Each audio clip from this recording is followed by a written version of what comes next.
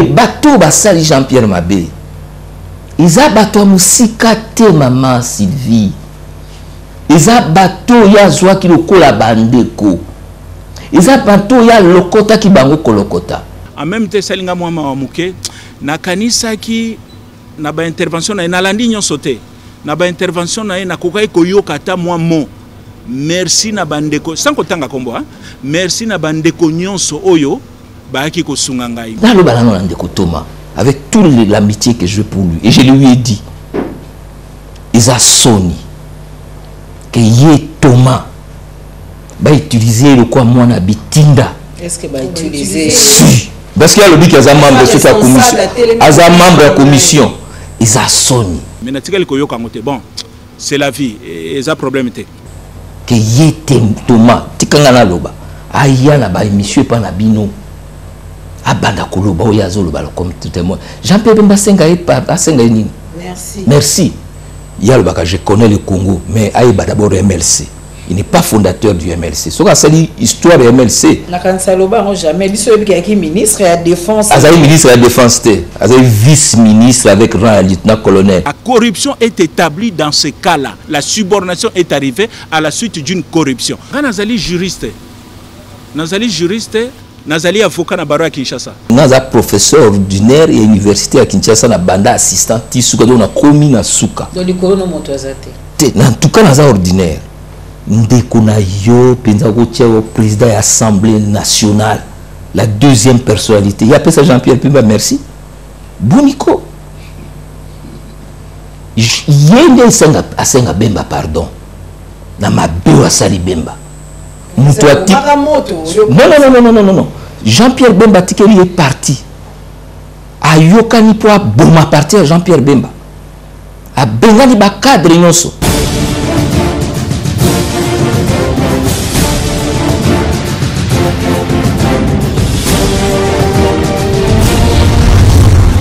Congo Avenir. Mboka ya Bakongo.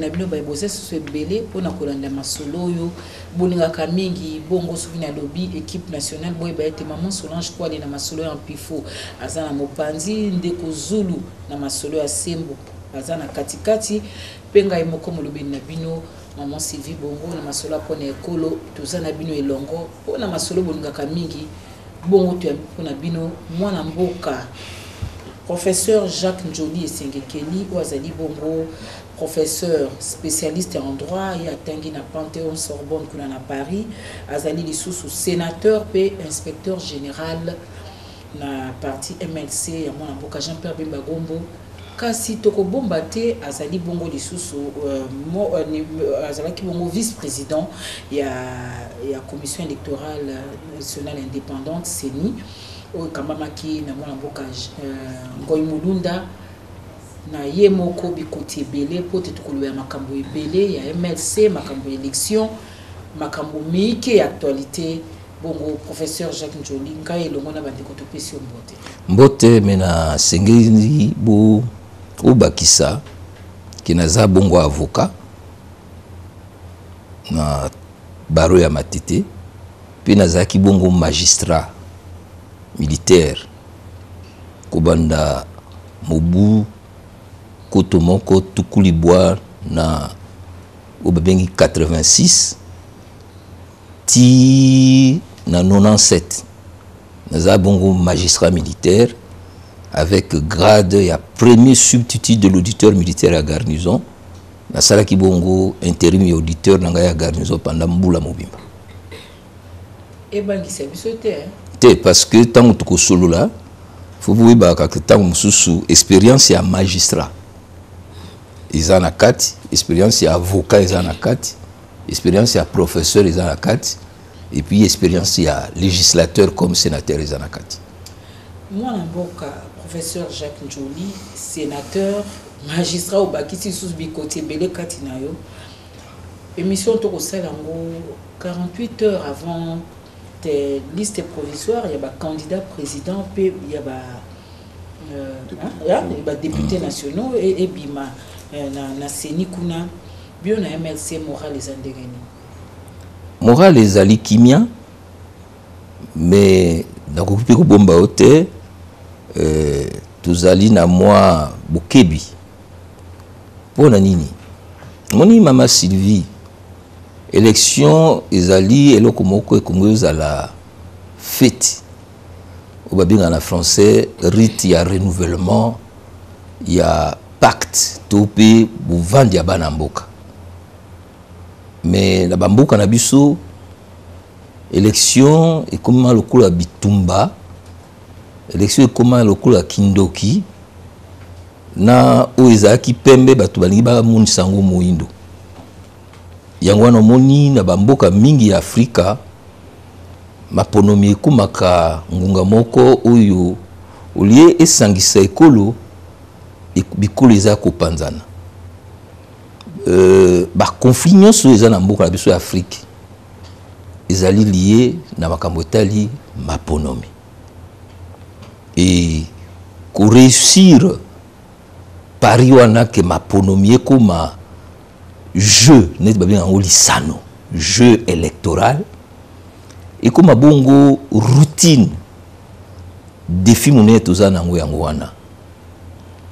wana toza na bokebi pe MLC eza kokebisa bato ebele oyo balingi bazongisa mboka na mobulu pe bamilita na biso baza na bokebi parce que mboka oyo ezali bongo mbano oyo nzambe apesaka biso banso pona to vivre lokola na paradiso mais bandoki na bato ya mitema mabe bato ali kundu kobanda mbula na mbula bakamati mboka wana lokola bien na bango bongo balingi basusu to pe baimboka bakoma bongo na mayele ya kokonza mboka oyo ndenge nzambe atindaki biso te na yango toza na bokebi mais toza na elikia toza na bokebi pamba te bozomona ete candidature ya mwana mboka Jean-Pierre Bemba président na bino bosel lokola homme providentiel ke soko ya zate eloko ekosalema te boko bangaki ezala rejeté po na le colonel aza na singa likambo etali subornation oyo na mboka lokola France bako condamné yango ya 3 ans ya prison pe na amende lokola 45 000 euros okoloba boni mwana mboka Jacques Njoli poni okenda na France na mboka Congo na article 129 il y a code pénal na biso subornation de témoins ezalite il oublie que peine na yango ezali lokola peine ya faux témoignage non c'est pilote yango atana le protocole na zalia wana constitution na code pénal te mais na ouki ko renvoyer au article 129 donc il y a code pénal na biso il oublie boyer ça c'est la corruption donc ils ont infraction moko ils a prévu dans l'article 129 il y a code pénal na biso mais Jean-Pierre Bemba qui condamné sur base ya code pénal na biso te Jean-Pierre Bemba condamné sur base ya subornation de témoins où ils ali bongo na article 70.1 C il y a statut à Rome bongo ce qu'on lui permettre na kotanga yango na li français il obi boye article 170 voilà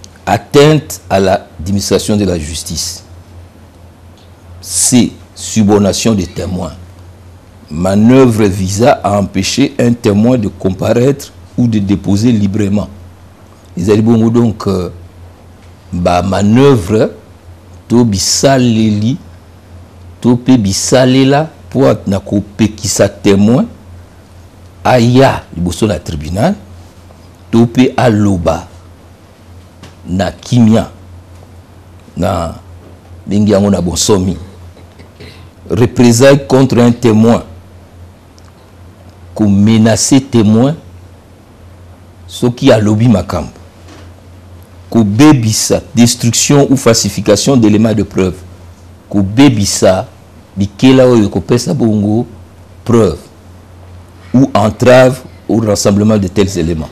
Donc ils allaient clair. Donc subordination de témoins et tumbu na ngozani. Et tumbu na yango ilubami ke akuzwa na cas de condamnation.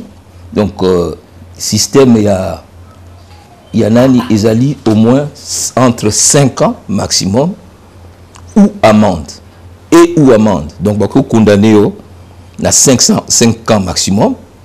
Topé bako pesa op 1 an ou 11 mois. Topé bako pesa yo l'amende, topé les 2 peines ou l'une des 2 peines. Maman Solange.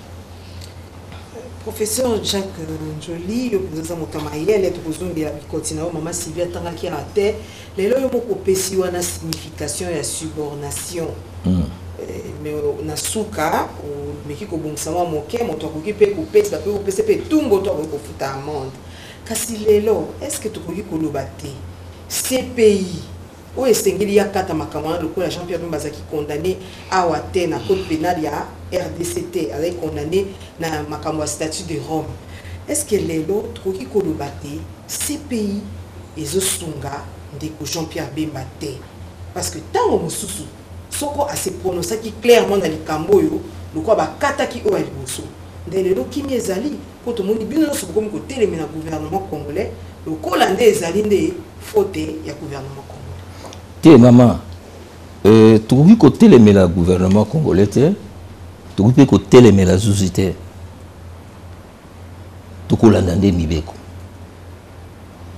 Et tu boya makanisi ya bato mabe, oyo ba yebi mibeko te, ça dit baza ba ignorant, to pe baza na motema mabe to kindoki. Tu côté le la CPI pour l'année. Na kindano na mokuse. Soki okamati loi électorale et pesi bongo ba condition to bandingisa nini esengeli poate moto azala candidat. Ils ont un article 72 de la Constitution. Ils ont 4 conditions. La condition, il y a une, il y a Constitution wana et tindi biso bongo na oyo babengi loi électorale. Donc, aux à la nationalité congolaise d'origine, aux à la âgé de 30 ans, aux à la droit civil politique et ne pas se trouver dans un cas d'exclusion prévu par la loi électorale. Constitution est claire. Constitution siko est indibiso dans la loi électorale. Donc, bongo l'article 10. Article 10 et l'obi nani tope nani akoki bongo kozala candidaté. To telemi na point 3. Il oublie les personnes condamnées par un jugement irrévocable. Botuna ki CPI à l'oubli Jean-Pierre Bemba azali condamné par un jugement irrévocable T. Jean-Pierre Bemba di Kambonae ezana non appel. Donc, si sinon on kata yango te. Et Dieu merci. Na kati ya extrait ya casier judiciaire. Olimbi sangana bimisali kambo lelo. Parce qu'ils ont kati ya dossier à Jean-Pierre et en tant que cadre à parti na accéder à dossier wa. Ngandi nazalaki kolanda yango. Extrait à casier judiciaire balobi clairement. Il a été condamné au 1er degré. Donc, il n'y a même pas de débat. Donc, casier judiciaire propre. Casier judiciaire, il y a Congo. Puisque Jean-Pierre Bemba sala qui infraction à Ouate, bah tout ni na CPI. Est-ce que beaucoup koye bisabiso li kambo ya Bemba? Bah oui. Bemba na makambo ya ba crime contre l'humanité, ezali une affaire classée définitivement, il est acquitté. Atikali na moi li kambo moko ya muke o ebotamaki tango azalaki kosamba babengi yango subornation de témoins. Pona yango azali condamné au 1er degré naza koroba yango lelo na miso nzambe beaucoup kokondota la extrait à casier judiciaire au 1er degré. Donc jugement ya Bemba ezali irrévocable te. Déjà à ce stade là débat ezana ngolo susute Donc makambo nyonso bazoloba etali Bemba te parce que Bemba za na appel. Professeur nazo insister comme na point oyo pour bato oyo baza o bakoloba kelelo eza pas si Jean-Pierre Bemba azala candidat président azala babi bon matabo kita non beta kasi judiciaire bon matabo kita moto azaki déjà condamné yo lobi on a premier non non global moto azaki le condamné eza pas si ye donc kuna soko tali ka judiciaire mwindo na mwindo mama bozata na chance moko te droit na yebisa yo moto mayele limbola hein tamusu na mwa ba mwa mike pot ba o ba kolanda ba comprendre peu comme le quoi guerre na bino bato boye kola mibe te soko ekola ki droit ya solo uza motema lokwa sango omoni na misala ya mokili misala ekeseni musala ya liboso eza musala ya soda basalaka musala soda olati elamba ya soda musala mosusu eza musala ya sango liboso ya kosala misa esengeli olata elamba mpe musala mosusu ya noblesse de la robe eza musala ya juriste eza bato ya miyibi te ya bazoba te musala ya droit bakotelaka yango classe kala ntango baza kokota musala ya droit on sortait simplement docteur en droit c'est-à-dire qu'ils ont quoi monganga ya makambo etali bosembo eza likambo ya kosakana te soko koti to na université ya Kimbila Ngundu bandi koloba bilobela lobe non article 10 il y a loi électorale. Je suis un ancien vice-président en CENI, mais je suis aussi législateur. Ngande n'a participé à Kokomayango. Balobi, sans préjudice de textes partis sont inéligibles. Les personnes condamnées par décision judiciaire irrévocable. Irrévocable, Ngi Kolobanini. C'est-à-dire que décision oyo ba condamné yo okoki ko kendali susu et pas mosusu te. C'est-à-dire que aussi ici appel aussi ici ba voie de recours extraordinaire ba beni yango révision. C'est-à-dire que makambo na yo esuki. Makambo Jean-Pierre na oyo etali crime contre l'humanité azali lavé akomi lokola bébé abotami mokolo ya liboso. Na oyami balé ces pays, parce que na extrait ya casier judiciaire babi condamné par la CPI pour subornation de témoins au premier degré. Donc il n'y a pas de débat. Débat bozoloba ou tout ça la subornation, ça n'a même pas lieu d'être. Parce que jugement ya Bemba ezali irrévocable était Bemba zan appel. Et ni kolobani parce que bato mingi baebi droit ya CPI te. Bemba azwaki likambo ya subornation de témoin. Na bandeko na ye babala Arido Mangenda na Kilolo. Bemba pesa tokota lango sima pe. Tango ba condamné bango, muto azwaki peine ya munene ezali maître Kilolo 2 ans parce que c'est lui qui donnait l'argent. Bemba n'a jamais été. Mandima qui peut l'émission à Bissau, qui a fait oui. Mais Ali. Bon, Jean-Pierre Bemba. Azoki yango père Jean-Pierre. Mais vous avocat c'est qui a nan?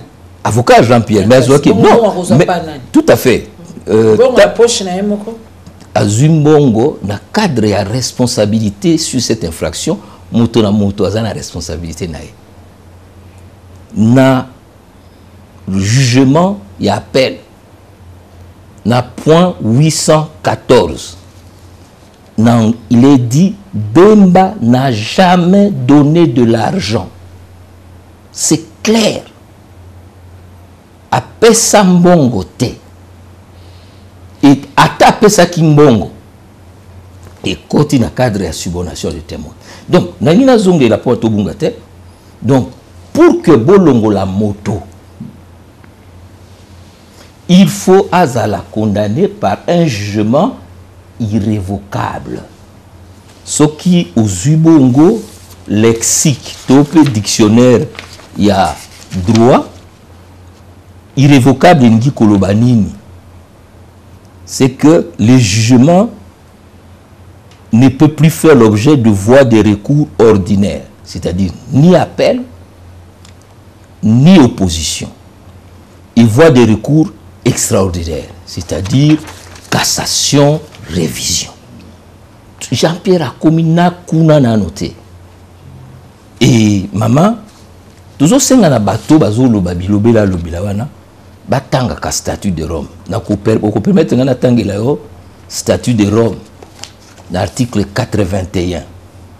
Yuka, hein, oui, Bouzaba, journaliste français, si à l'occasion d'un appel contre la peine prononcée, situation Jean-Pierre Azalango-Siko, la Cour estime qu'il existe des motifs qui pourraient justifier l'annulation de tout ou partie de la décision sur la culpabilité, elle peut inviter le procureur et la condamnée à invoquer de motifs énoncés et se prononcer sur la décision sur la culpabilité.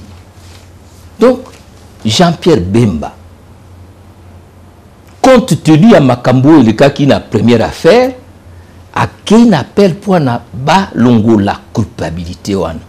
Et loi électorale n'a biso ezakito komingi parce que lobby, kaka l'article 10 que dans l'application du présent article, la date du dépôt des candidatures est prise en considération. C'est-à-dire, Nkolo a le 2 août, Jean-Pierre Azan appelle. Et je voudrais remercier les services administratifs, judiciaires, parce que tant qu'on est qu'on soit casier judiciaire Jean-Pierre, subornation des témoins, entre parenthèses, corruption ou subornation des témoins, autre mise en forme de la corruption. Non, Bakoumi, M. Bemba est condamné au premier degré pour subornation des témoins par la CPI. Donc il n'y a pas de débat. Voilà. Ok, tu évolues à cadre. Voilà.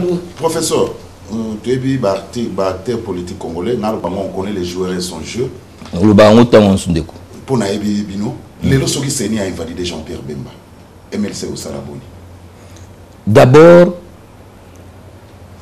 sur le plan du droit, vous avez Bouzoba.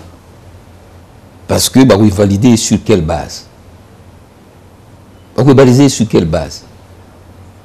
Donc, pour Nabiso, à moins que Batuba Kota Nanzela ya Moulidi ya Bouzoba, ya Kuzobi Salisu Sumboka, mais sur le plan du droit, parce que le coup la Nazoé Bissayo, c'est ni à tribunal, c'est ni à juge sur pièce. C'est-à-dire, ce qu'on dit loi électorale,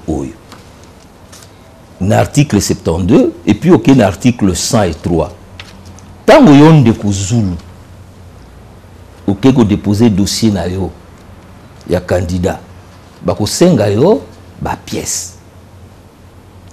1, C1, C2, C3, C4, acte de naissance, extrait à bouiller, certificat de vie et bonne mœurs, au côté ici, ba pièce na yo, bureau, il y a BRTC et Ambiango, et contrôler pièce moko et commis dossier enregistré.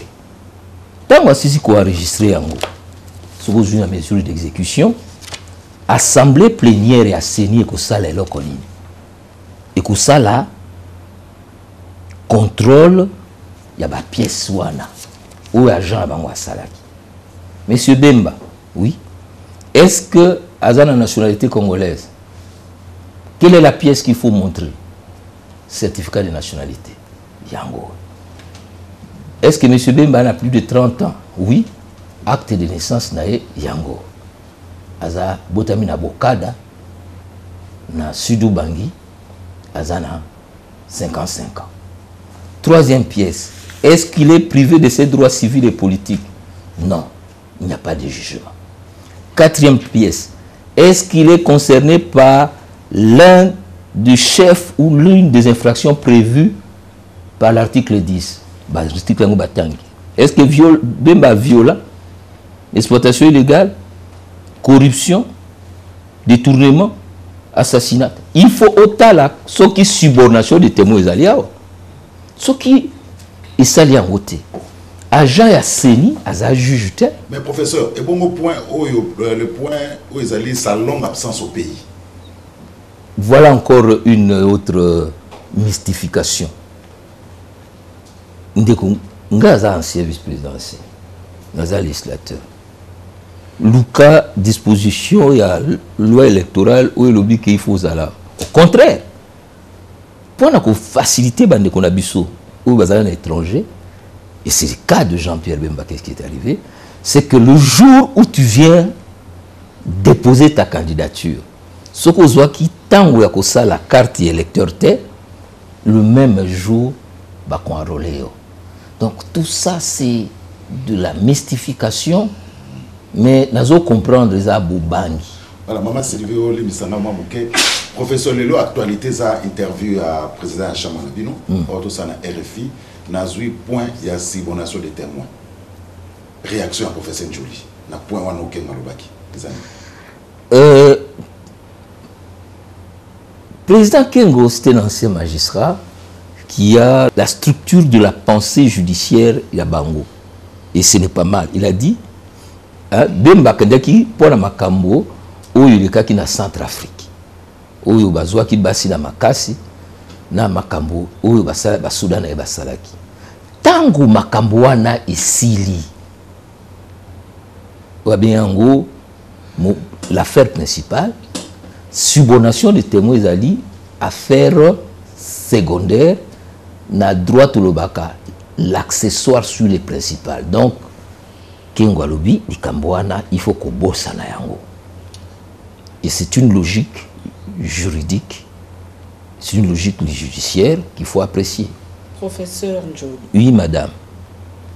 Au Tabouania, au Tutitolo, au Panthéon Sorbonne, il y a une université qui m'a dit Ndengeni ni kana likambo moko est divisé pino nyonso parce que zaka eloko moko subordination na batba koloba bamso alobi ko na corruption ndeko mso alobi aloko ki mutalinga kende ipen moko azela ngonzela seremba moko azela ngonzela kitamo magazine Delvo suka bakoma kana ipen ndengeni ni loka moko ezokabola bino. Est-ce que politique lelo est déçu sur la science tout le babongo na koloba au petit réponse na souka parce que sur le plan il y a droit et naza koloba yango na kati ya majorité ba juriste minene bazakuna suna bien biso mutu kwa professeur Bouchabo baba biaza mutu nanga ndeko nanga un de grands pénalistes le professeur Luzolo ba juriste baza ebele ozo ka bazobi mana buzoba wana eza buzoba ya mutu moko pe mokili mobimba esantie na faculté pe zambala liboso te ba professeur ou bien mon professeur moko akota na buzoba wana professeur émérite na makambo etali pe droit za référence munene pour na mboka tangisi pe ba juriste ebele ya de toute façon na ko tout a été puisque tina ko tout a été parce que akende ko salango conférence de presse na cité la voix du Zaïre ce qui zaki qu'est-ce que ça on a faculté droit ko pe salango te puisque ou aloba ki za droite mais ce qu'on continue à bozindo parce que batoningi bazotanga procès ya Birungu te le procès ya Birungu dans son document ou nazana yango alzali clair il dit que sur le plan du droit interne congolais il n'y a pas de confusion. Ça, c'est son terme. Au regard du code pénal congolais, la subordination des témoins ne relève pas de discussions relatives à la corruption et aux infractions voisines. Ce qui, au Kamati, c'est-à-dire que corruption, na subordination, écoutana et sika mokote. Donc, il y a une subordination peut-être dans l'Inga. Kobemba toko kolonga témoin. Olongi témoin. Mais sur le plan moral, professeur, et là on est beaucoup tiqué là la postérité parce que les londes na zolanda o la kisi ke si bon na so ka eloko bongo na bongo mais ce qui mboka loko en France o ba yemi mibeko ba so sengela ngo 3 ans na 45 000 € amende mais c'est que bino ba législateur mboka na biso boza batu waka batu bongo na bongo parce que boyaki ko pese lango punition sengel poko ki même pas ko expliquer l'histoire nazo ba pourquoi OK na France c'était. Mais na quand même bande kolonso ya Francis Kalomboa basala kaka étude comparée ya régime ya Congo na parce que depuis kala bolanda ka France attend ba monter ba coloniser omoni na affaire Jean-Pierre Bemba sur la subornation.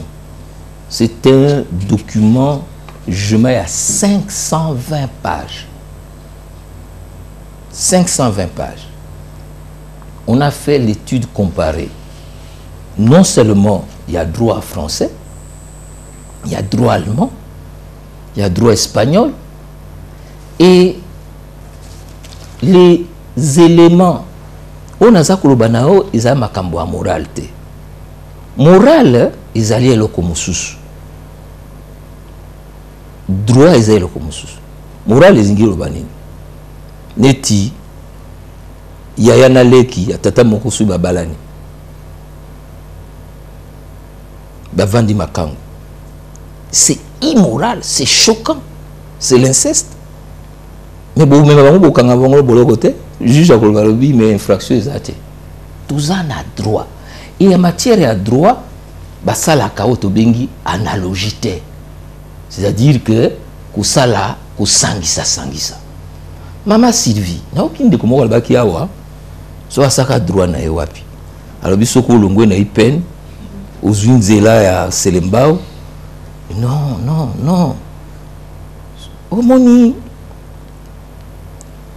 na droit. Surtout na droit au babengi yango droit pénal spécial. Yango nde litina ya au babengi droit. Parce que makambo droit pénal spécial est comme mis na constitution. Babengi yango principe ya légalité. Et mon salaire magistrat, il y a un globa qui n'a autant on a ça que mon salaire magistrat est allé kuyeba uzwamaele ya ku qualifier, c'est-à-dire que oui bah que ndekuzulu likambo ya sali et koti na kati ya nzungu ya likambo nini poa adzwa mbano nini subornation koti na nzungu ya likambo nini. Voilà. Donc, subornation, ezali bongo ko bemba témoin, tango boza ko samba, pour azwa position na yo, abattre la yo. Abeto malam.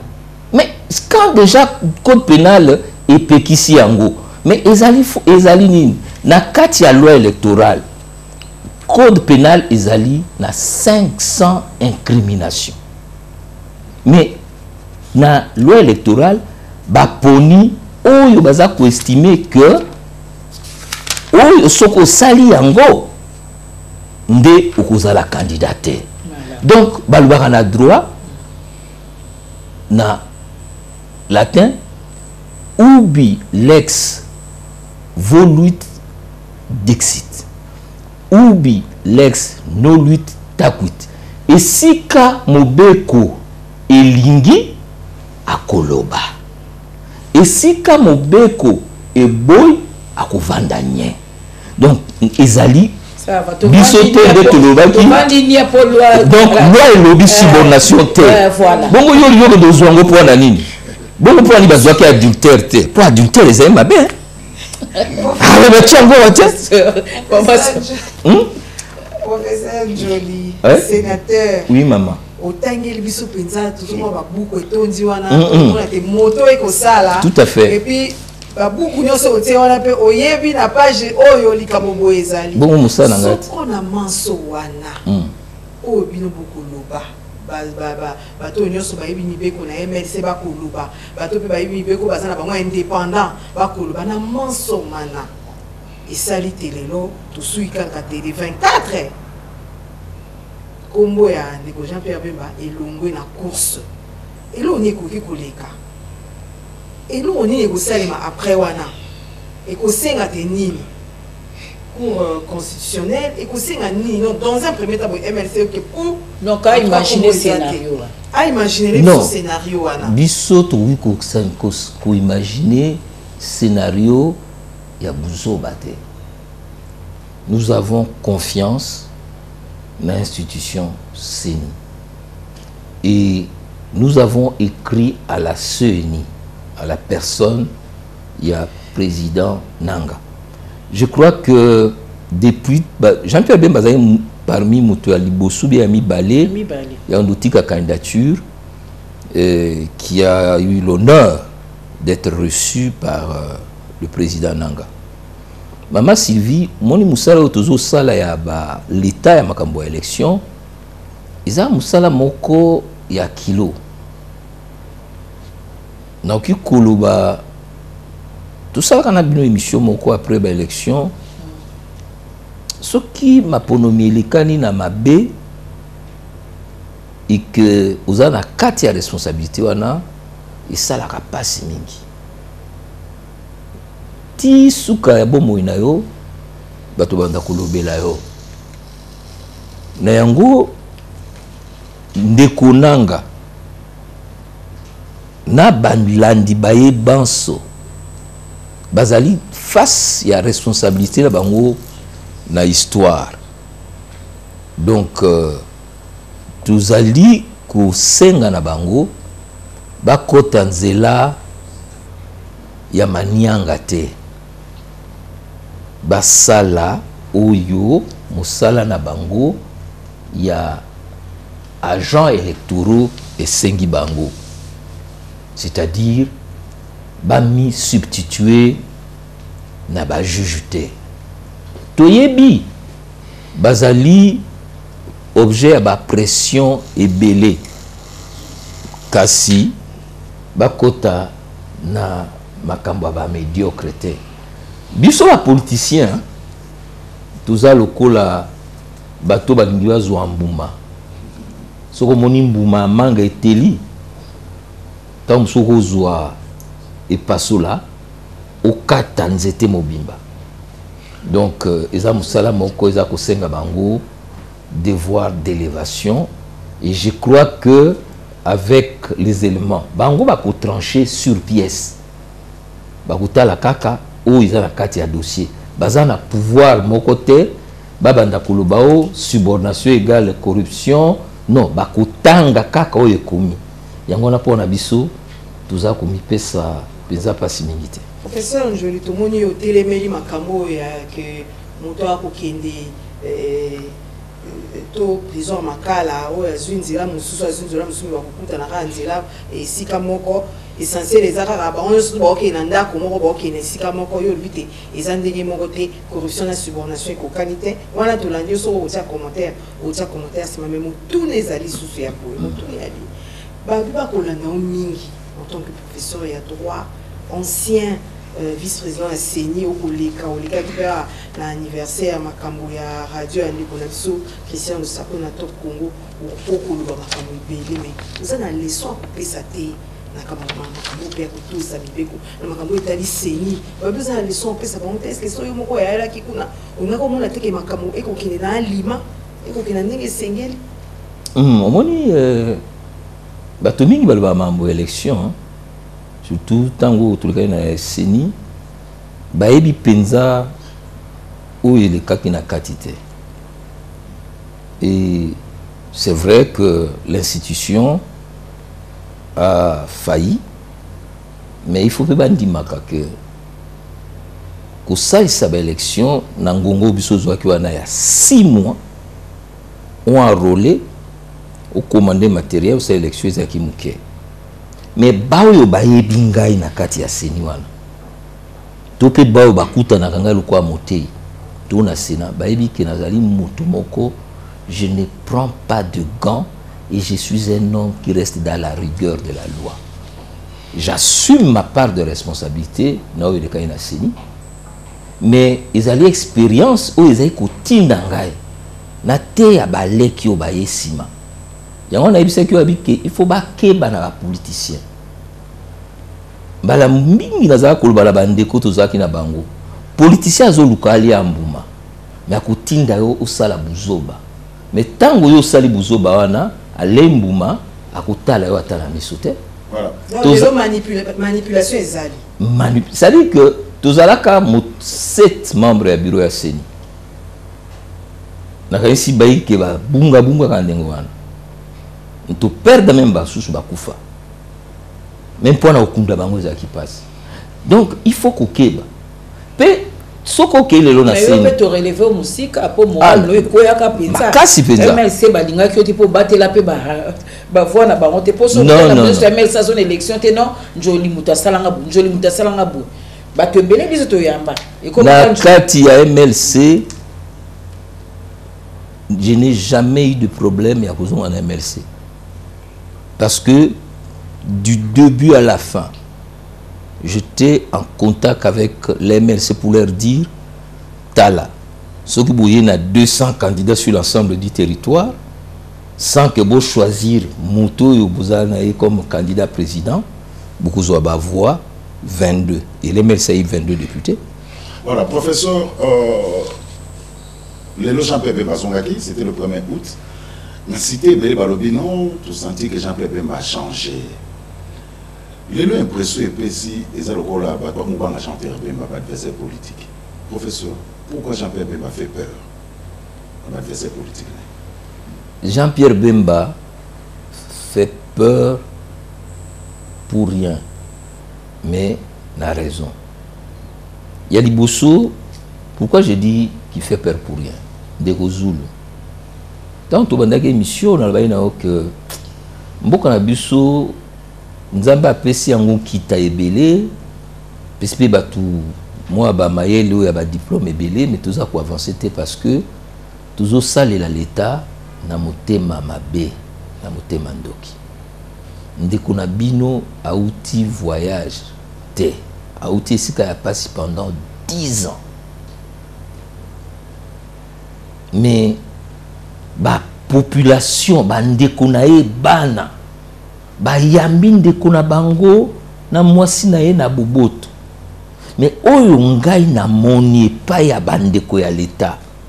Na ba susu, ba ndokyo bazo salaka ba kuoyo nyoso. Ils ont pensé mawa.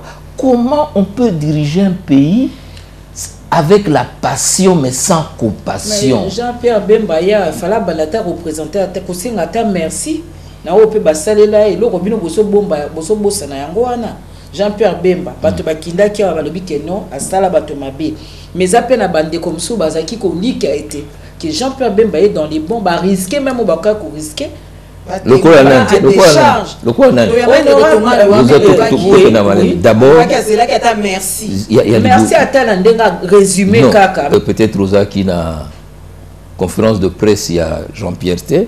C'est toi qui invité ndeko zula za kiwana et loko aliboso Jean-Pierre ayaki awa pour remercier bandeko na ye nyos bandeko a parti na ye famille na ye na oyo ba porter le la soutien pendant les 10 ans où il y a leki na boloko ndeko uti musika mbula zomi elinga to l'accès bolingo mais to boy ko pese ne sika kolala wana eleki. Donc Jean-Pierre Bemba il a remercié. Deuxième pour etali bandeko ba ko témoigner. Jean-Pierre Bemba na resi na mutuna moko a ebisa ibino que son dossier est encore en cours. Il ne peut pas citer certaines personnes. Il est tenu par le secret. Troisièmement, ce qui Jean-Pierre Bemba et il a dit à Bruxelles qu'il ne vient pas pour la revanche. Il a pardonné à tous ceux qui lui ont fait le mal. Il a dit à Bruxelles. Et bateau basali Jean-Pierre Mabé. Ils a bateau musika te maman Sylvie. Ils a bateau ya zwa ki loko la bandeko. Ils a bateau ya lokota ki bango kolokota. Loko bana mbanda wa babi Jean-Pierre Bemba lokota ki bino loko la bateau pamba. Dans le balanon ndeko Thomas avec toute l'amitié que je veux pour lui et je lui ai dit. Ils a Sony que yé Thomas va utiliser le quoi moi na bitinda. Est-ce que va utiliser si parce qu'il y a le but qu'il y a membre de cette commission, a membre de la commission, ils a sonné que yé Thomas tikanga na loba aya na ba émission pa na bino abanda koloba oyazo loba comme tout témoin Jean-Pierre Bemba senga et par asenga nini. Merci yé ngai nakutaki Thomas tikanga na malembe nakutaki Thomas na Beni mbusa bengani bango Jean-Pierre atika ki rébellion aki opesa Jean-Pierre Bemba au revoir Jean-Pierre Abio ko kindete ndeko na ye c'est sanga zaki na ngana Paris Jean-Pierre Abi boya ao tout ça là musala ndeko c'est sanga commis directeur à cabinet il y a le baka je connais le Congo mais aïba d'abord MLC. Il n'est pas fondateur du MLC. Ce qu'on dit histoire du MLC. Jamais. Il est ministre de la Défense. Il est ministre de la Défense. Il est vice-ministre avec rang à lieutenant-colonel. Ministre de la Défense, il est général. Il est vice-ministre. Toye Kisasa. Jean-Pierre Bemba, secrétaire exécutif à parti. Maman, ndekuna yo président de l'Assemblée nationale. La deuxième personnalité. Il appelle ça Jean-Pierre Bemba, merci. Boniko yende asenga Bemba pardon na mabeo asali Bemba mutuati non Jean-Pierre Bemba tikeli est parti ayokani po boma parti à Jean-Pierre Bemba a bengani ba cadre nyonso lelo soki Jean-Lucien Zana MLCT. Je vais vous dire une chose, je suis allé voir Thomas to solo li na ye na miso ya mama bébé na mama Eve ma bébé ko mafuta na bi Thomas na yoki que olingi okati sa parti ngambo kuna mususu moto boy bozo kenda ndeko na hebi ala komokote mukolo alongwaka na parti toki yango na 22 heures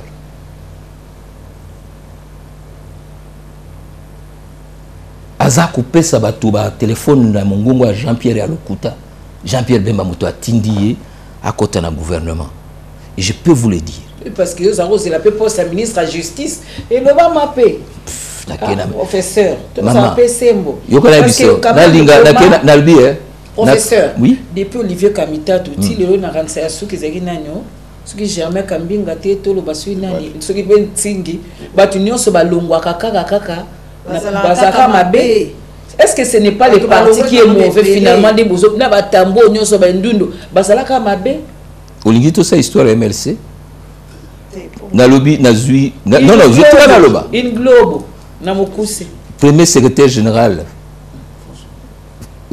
Olivier Akenda Osoyoka biso bato MLC to yokotanga kombo na ye François Mwamba Chishimbi il est parti Osoyoka ye azole kaka na ba télévision kotanga kombo abem mais bato andoki baza modèle en bango. OK maman Solange tu évoluer. Oui professeur lelo kasi lelo na ba analyse o dingi o salaka nando lenge pe processus e ko kende la bato musu ba lobi ke to sal déjà makamo mingi c'est salami na processus o etikali ya ko sal meza moké vous êtes quand même expert lelo na makamo pe tellement pour nous. Est-ce que ba élection e kozala le 23 décembre 2018 avec la machine à voter maman Solange la machine à voter na 6 millions il y a rouler sans empreinte maman élection ils en a deux éléments. Élément munene ezali volonté politique. Ya kusala maponomi ya kimia. Deuxième élément, ezali ba élément technique. Lelo l'expérience nanga ya mabe ou na zanangwana. L'élection les plus chaotiques du monde entier depuis l'univers a commencé voilà. vous avez un fichier électoral avec 6 millions d'électeurs sans empreinte, des électeurs sans photo, des électeurs sans identité complète.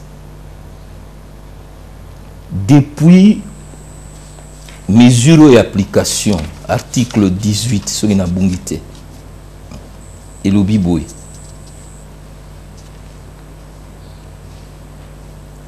Après l'identification, dès la fin de la consolidation, la commission électorale publie par voie d'affichage à l'antenne la liste provisoire des électeurs et la liste des électeurs radiés pour cause d'enrôlement multiple. Tissiko va publier dans la liste des électeurs. Donc, aux autres, il y a beaucoup, c'est vous, messieurs aussi, là. Machine, financement hypothétique. Tous les cas, on va hélicoptère, va former un pilote dans le Sud-Soudan, ou va Bunda Bitumba, va sombi ba boy. DC10, c'est ba Boeing. Mbongo za. Ana flotte au moins il y a 10 avions. Mais na ko biso ke mbongo ya ko recruter ba CTT, ba contrôler technique territorial Tissiko mbongo. 650 000 exact. 650 000. Mais ba organisation oyo Isa kolanda makambo wana ba budget zaki a plus ou moins 540 millions. Tissiko na 2 ans autosali ba yokana ki ba bimisaka 20 millions. Tissiko ebimika 240 millions. Donc 250 millions etikali. So il y a 4 mois etikala. Ici là aussi. Alors machine à voter. Et puis ça c'est à propos machine à voter, surtout boyango il faut to bongama élection peut-être. Mais machine à voter ezali ya kopekisa manako. Loi électorale. So aux article 237 il y a loi électorale. Ezali clair. Mais bon, ben, on a parlé. Oui, non, le Parlement, ils ont trompé, madame. Quand vous te posez débat sur la machine à voter, la réponse était, on ne peut pas discuter de ça parce qu'on ne va pas utiliser. C'est une escroquerie nationale. Donc, prof, la condition essentielle pour qu'il y ait une élection, il faut qu'il y ait accord entre partis. Ndekozulu, match à football, l'équipe mi balé, n'arbitre. Ce qui réunion technique. Et ça, ça va match. Réunion technique, c'est ça le matin. Si vous êtes professeur, vous avez pour les lots, parce que la population va quand même passer les questions, il y a un économie de Kimekouya. Ce que les lots et ça, il y a qui va pour ça. Yo monite ozala malamu parce que ou bien balongola machine élection ça le 23. Madame, l'élection ezali finalité T. Élection ezali mode, il y a organisation, il y a vie politique. Et aussi la tête pour toi il peut makamuso solo. Aussi là. En bas droit tout le but inter. En bas droit il y a monde vendre monsieur le missionnaire na lo baboué. Dans moment yo to bi que CENI eza organe moko za strictement indépendante. Mais tous les cas, lettre, mon candidat moko, moi l'amboka ministre de la justice a tindi pour na ou est libre double nationalité. CENI en tant qu'organe indépendant a se comporter ndengenini. À l'an de la liste wana to eza faux débat lissus pour na exclure ce bateau. Bateau mingi, hein? Au ben ngana ou la poste à ministre de la justice té. Et sûr hein. Té. Tant tout ça na classe, nandinga nazalia après Nzambe na mukili ezali banzelu ou bazoka meeting de panzambe puis sima ba professeur ngana za professeur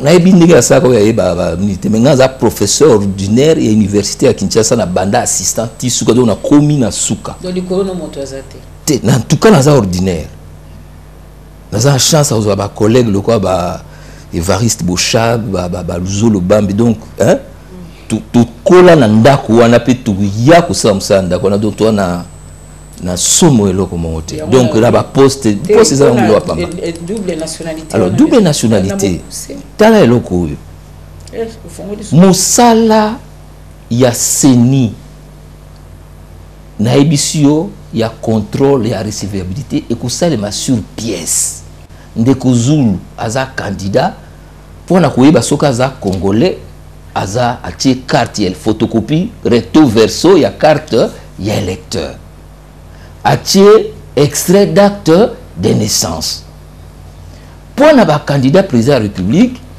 il faut pas qu'il ne pas naie ministre de la Justice apesa bango certificat de nationalité. La CENI doit agir sur cette base.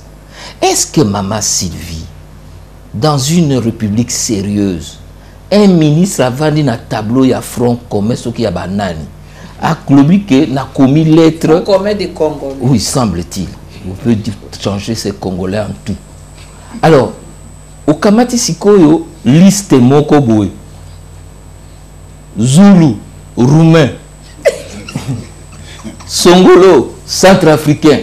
Solange Kwale. Solange Kwale. Belge. Te Centrafrique. Otindi yango na CENI. Et CENI, sur base de cette liste, à côté ça on nini. Puisque là-bas, c'est un tisset wana, document wana, exact. CENI azali instance administrative.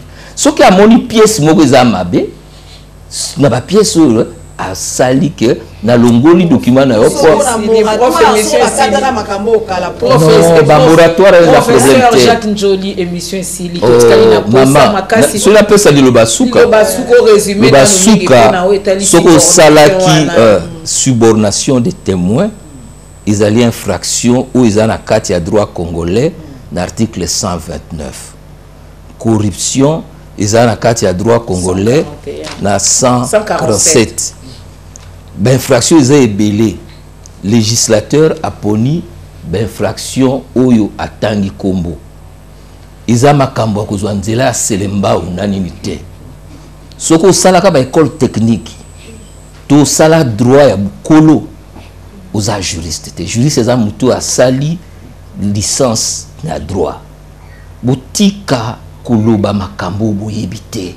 Professeur Njoli émission si les pe makambo lobi etali bobele yo moko ngai nde na lobi yango biso totuna kyoka mituna miyano ezalaki ya ngai bandeko balandi ya masolo équipe nationale bomoni ndenge lekiawa na kanisa bozu ya motuya po professeur Jacques Njoli inspecteur général kuna na MLC professeur à droit na Lukina baba bikote belé magistrat ya kala tout ça bolanti walobi mingi eteli siboration po ya ondeza ki mama likambo 25 biso matondi na ba banso bolanda ki biso ebele bokolanda biso pe na nzela ba réseaux sociaux bokokomela biso pe matondi na manager na ngai o na bombi kombo na mokola lelo o asali ete émission esalema matondi surtout na cadre kitoko sike émission salami